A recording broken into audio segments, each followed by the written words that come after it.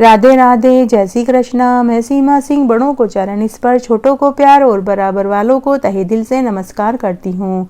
आज मैं आपको कार्तिक मास के 34वें दिन की व्रत कथा सुनाने जा रही हूँ।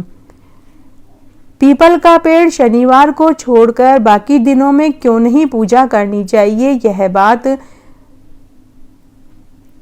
ऋषि मुनियों ने सूत जी से पूछी। तब सूत जी ने कहा कि समुद्र का मंथन करने से जो रत्न देवताओं को मिले, उनमें से देवताओं ने लक्ष्मी जी और कौस्तुभ मणि भगवान विष्णु को दे दी। विष्णु भगवान ने लक्ष्मी जी से विवाह करने का प्रस्ताव रखा। तब लक्ष्मी मैया ने भगवान विष्णु से कहा कि हे प्रभु, मेरी बड़ी बहन का ब्याह नहीं हुआ है। अगर बड़ी बहन कुंवारी हो तो छोटी बहन कैसे ब्याह कर सकती है? जब तक मेरी बड़ी बहन का ब्याह नहीं होगा, मैं आपसे विवाह नहीं कर सकती। इसलिए पहले आप मेरी बड़ी बहन का विवाह कराइए, उसके बाद ही मैं आपके साथ विवाह करूंगी। सूत जी कहते हैं कि लक्ष्मी जी के ऐसे वचन सुनकर भगवान विष्णु ने लक्ष्मी जी की बड़ी बहन लक्ष्मी को उदालक ऋषि के साथ ब्याह कर दिया। वह लक्ष्मी बहुत ही कुरूप थी। बड़ा मुख, चमकते हुए दांत, वृद्धा के समान शरीर, बड़े बड़े नेत्र, लंबे लंबे बिखरे हुए बाल।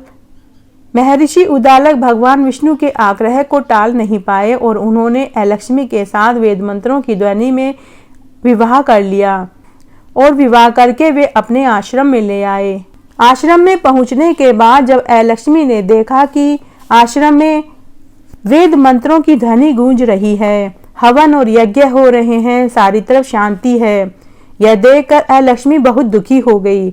उसने अपने पति महर्षि उदालक से कहा कि इस आश्रम में तो वेद ध्वनि गूंज रही है, जगह जगह शांति है, मैं ऐसे वातावरण में नहीं रह सकती, इसलिए तुम मुझे किसी दूसरी जगह ले चलो। यह सुनकर महर्षि उदालक ने कहा कि तुम यहाँ क्यों नहीं रह सकती, तुम्हारे रहने के लिए तुम्हें कौन सी जगह चाहिए? तब लक्ष्मी ने अपने पति उदालक ऋषि से कहा कि हे देव, जहाँ पर वेदों की ध्वनि नहीं होती, जहाँ अतिथियों का सम्मान नहीं होता, जहाँ यज्ञ हवन नहीं होते, जहाँ पति पत्नी में आपस में लड़ाई झगड़े होते हैं, घर में क्लेश होते हैं, पितरों के निमित्त कोई यज्ञ हवन श्राद्ध नहीं किया जाता, जहाँ देवताओं का पूजन नहीं होता, जहाँ अतिथियों का सम्मान नहीं होता, जहाँ बच्चे आपस में लड़ाई झगड़े करते हैं, भाई भाई में लड़ाई होती है, मैं ऐसे स्थान पर रहती हूँ। जहाँ पर दिन रात पति पत्नी लड़ते हैं, जहाँ पर पूज्य और वृद्धों का सम्मान नहीं होता, जहाँ सत्य वचन नहीं बोले जाते, जहाँ पुरुषों और मित्रों का अनादर होता है, जहाँ दुराचारी, चोरी करने वाले, परस्त्रीगामी, वेश्यागामी लोग रहते हैं, जहाँ गायों का वध होता है, शराब जुहारी होते हैं, ब्रह्मत्या आदि जैसे पाप करते हैं, मैं वहाँ पे प्रसन्नता पूर्वक निवास करती हूँ। जब उदालक ऋषि ने अपनी पत्नी लक्ष्मी के ऐसे वचन सुने तो उनका मन व्याकुल हो गया। वे इस बात को सुनकर एक बार तो चुप हो गए। थोड़ी देर बाद उन्होंने कहा कि अच्छा, तुम्हारे लिए मैं ऐसा स्थान खोजता हूँ, अतः अब तुम मेरे साथ उस स्थान को खोजने के लिए चलो। दोनों ऐसे स्थान को खोजने के लिए एक स्थान से दूसरे स्थान पर वन वन में भटकते रहे, लेकिन उदालक ऋषि को ऐसा स्थान नहीं मिला। तब उन्होंने लक्ष्मी को पीपल के पेड़ के नीचे बिठा दिया और कहा कि हे कल्याणी, तुम यहाँ बैठो, जब तक मैं तुम्हारे लिए तुम्हारा जैसा स्थान खोजता हूँ। तुम यहीं बैठी रहना और यहाँ से कहीं मत जाना। महर्षि उदालक लक्ष्मी को पीपल के पेड़ के नीचे बैठाकर चले गए और फिर वापस कभी नहीं लौटे। जब उदालक ऋषि काफी समय तक वापस नहीं लौटे तो लक्ष्मी पीपल के पेड़ के नीचे बैठकर जोर जोर से रोने लगी। जब अपनी बड़ी बहन लक्ष्मी का रोना माता लक्ष्मी ने बैकुंठ में सुना तो वह व्याकुल हो गई और उन्होंने दुखी होकर भगवान विष्णु से कहा कि हे प्रभु, मेरी बड़ी बहन लक्ष्मी पति के त्याग के कारण दुखी हो रही है और रो रही है। हे नाथ, यदि मैं आपकी प्रिय पत्नी हूँ तो आप मुझे आश्वासन दीजिए कि आप मेरी बहन को कैसे संतुष्ट कैसे कर सकते हैं। अब आपको ही मेरी बहन का कल्याण करना होगा।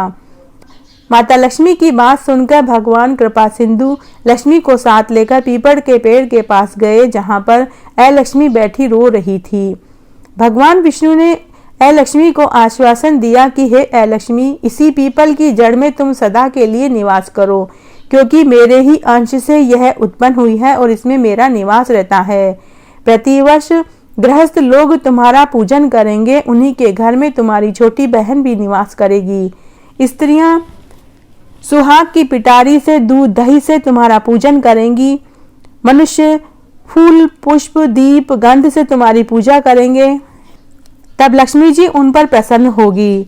इस तरह से कहकर भगवान विष्णु माता लक्ष्मी को लेकर वापस बैकुंठ में चले गए और लक्ष्मी उसी पीपल के पेड़ के नीचे निवास करती है। इसलिए पीपल के पेड़ को केवल शनिवार के दिन पूजन करना चाहिए और किसी दिन पूजन नहीं करना चाहिए।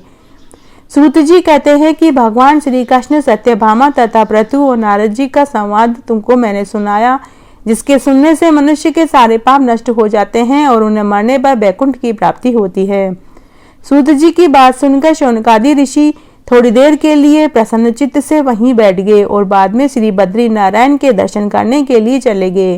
कहते हैं कि इस कथा को जो कोई भी कहता है, सुनता है या सुनाता है, वह संसार के सभी सुखों को प्राप्त करके मरने पर बैकुंठ को पाता है। उस मनुष्य की सभी इच्छाएं पूरी होती है, उसे किसी प्रकार का कोई दुख, कोई रोग नहीं सताता। इस तरह आज मैंने आपको कार्तिक मास के 34वें दिन की व्रत कथा सुनाई। आशा करती हूँ आपको जरूर पसंद आएगी। धन्यवाद।